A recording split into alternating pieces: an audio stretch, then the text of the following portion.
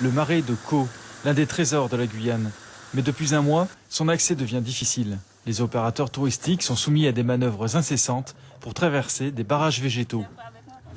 Là, la première pirogue, elle est coincée. Là. Donc, on essaie de voir. Il regarde lui déjà à l'avant s'il peut s'en sortir. Et si vraiment il n'y a pas moyen, là, on va le tracter soit vers l'arrière, soit vers l'avant pour pouvoir rebalancer à nouveau. André Jean est piroguier pour l'un des principaux tours opérateurs. Ce matin, avec son directeur Jean-Louis Antoine, ils viennent en aide aux embarcations immobilisées. Les canaux de navigation sont presque complètement bouchés. Il faut dégager les hélices, soulever les moteurs plusieurs dizaines de fois à chaque trajet et prendre le risque d'accélérer pour passer par-dessus ces tapis de végétation.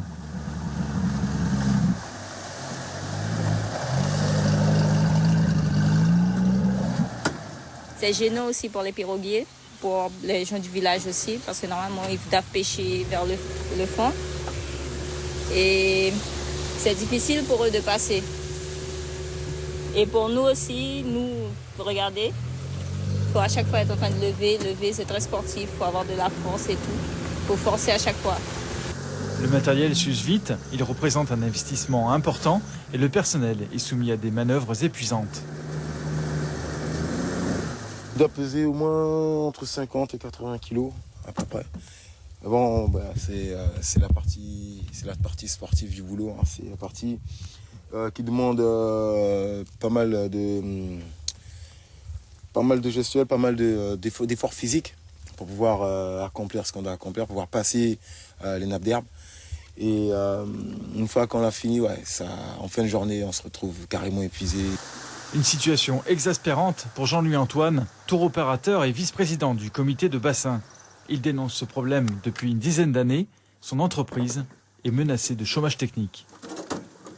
Ça va faire une dizaine de personnes qui vont être arrêtées. Mais bon, c'est tous les ans la même problématique. Donc voilà, c'est un sabotage du développement durable en Guyane. Hein. Il y a un service de l'État qui nous met en péril tous les ans par incompétence. Et on est au pied du mur et aujourd'hui, on est bien planté. La machine permettant de dégager ces végétaux est toujours en panne. La réaction de la collectivité et des services de l'État n'est pas à la hauteur, selon le tour opérateur, qui ne mâche pas ses mots.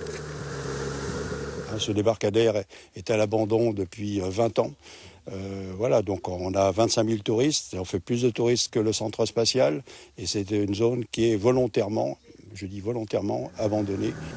Les professionnels du tourisme espèrent une intervention des autorités avant l'arrivée de la saison des pluies.